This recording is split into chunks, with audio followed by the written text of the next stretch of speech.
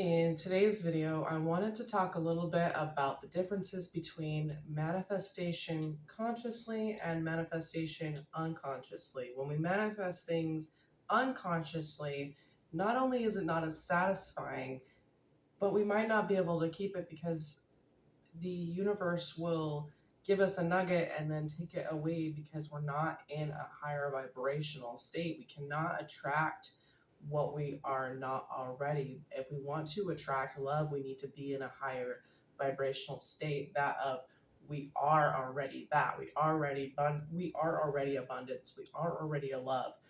We have to be in that vibration first and then we attract. So when we're attracting unconsciously, maybe we might attract those things, but they won't stay in our lives because we have to stay in that state. Or we can attract things consciously. And so today I want to talk a little bit about that, and hopefully by the end of today's video, you will have a little bit more of an understanding, and maybe it'll raise your vibration a little bit, which is really my goal. I want to awaken people. I want them to see how their thoughts are affecting their reality. And so hopefully you'll see the differences in this video. So getting right into it, we have the unconscious manifestation and the conscious manifestation. So the first one we want to talk about is trying to control the outcome. Trying to control what happens or how it happens is the biggest detriment and the reason why you are unable to manifest something. So even if you do manifest it, because you're trying to control how it happens, it can never really happen because things don't happen in the past or the future, things happen in the now. So if we let go and trust the universe, trust that it has our best interests, and trust that we're protected, things will happen. And how do we let go of that control? By accepting and being in the now. It's really easier than you might think. The ego likes to make it difficult, but the whole thing is just throughout the day, as much as possible, focus on this moment now. I'll give you an example. Say I'm at work and I just barely quit my job, but I was working retail. So when I go into work, what do? I am focusing on every item that I'm stocking on the shelves, one after another, like the movement of stocking things on the shelf. I'm focused on that moment and that moment alone. I'm not focused on what somebody said about me or what's going on in the store. I'm just focused on what I'm doing in the moment, and that is being in the here and now. It's not as complicated as people think it might be. The ego likes to make it complicated, which is, you have to realize that that's your ego saying that this is tougher than it really is when it comes in. And I have been there as well, where it's like the ego comes in and it's trying to turn it more into something complicated than it is. So the next one, struggling to cope with our insecurities. That is the ego's way of trying to convince you that there's something wrong with your body, even though there isn't. And when we're not in our ego and we're in the present moment, we dissolve some of those things and we're completely content and accepting of our body, including their flaws. The ego likes to come in and say that there's a bunch of things that are wrong with us that are not wrong with us. So that's the ego's way of trying to take control of our life again, by trying to feed on those insecurities that maybe we have developed throughout our childhood, and now the ego has control again. So don't let the ego take over because of childhood trauma.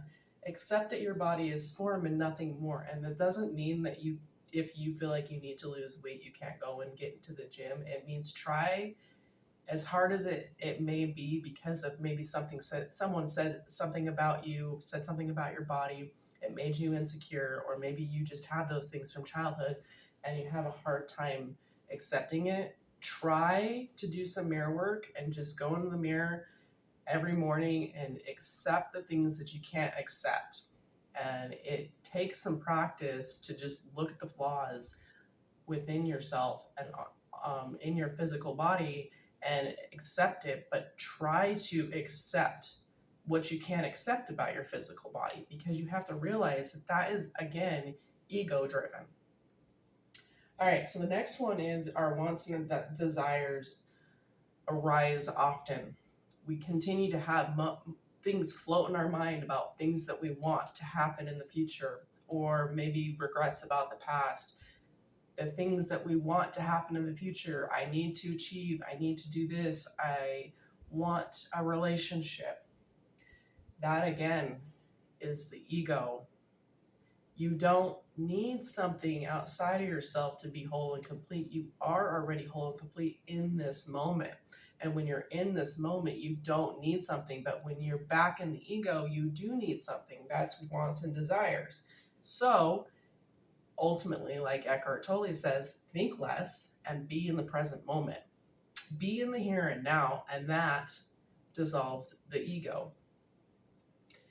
So the next one is that everything is ego driven. Everything in your life is ego driven. Your job, your finances, your relationship, it is all based in ego. And what is ego? Our thoughts, our wants, our desires. So that would be unconsciously manifesting. Consciously would be noticing more spaciousness in your life, accepting the present moment for what it is, even if it's challenging moments. You're accepting that this is what it is, and that brings spaciousness into your life, that brings more presence into your life. And ultimately, things are going to happen that the universe is just going to support you, and things will just happen out of the blue, and you weren't expecting it. That's conscious manifestation. That's things just happening naturally, because you don't need to go chase for those things. You can manifest those things and bring those things to you by being in the present, being conscious, and being spacious. Now, I had a couple of comments on some of my videos about certain techniques, and I'm going to explain in this video things that I agree with and things that I don't agree with, and the reasons why. And full disclaimer, don't come for me. You might not agree with these things, and that is totally fine. But this is just what I found that works for me and what I think is helpful. And so I'm going to get into those techniques really fast.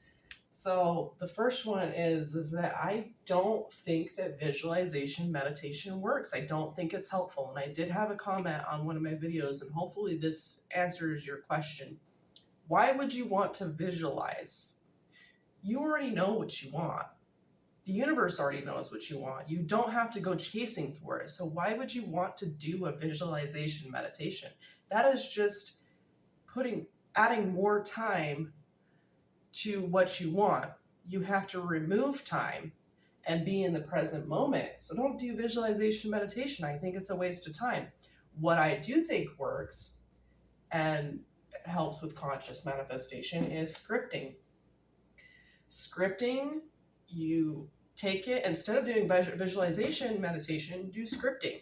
You take it, you write it down, you put it away, and you forget about it. But because you wrote it down, you set that intention, and therefore it has to happen still. But you're not constantly thinking about it.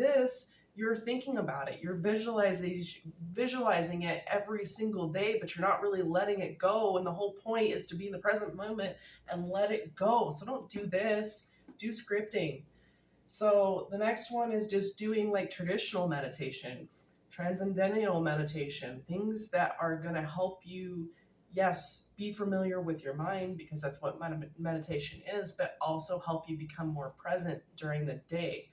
And if you don't understand what you're doing when you first start meditating, just observe your thoughts. Don't try to control or do anything with your mind. Just observe what's going on.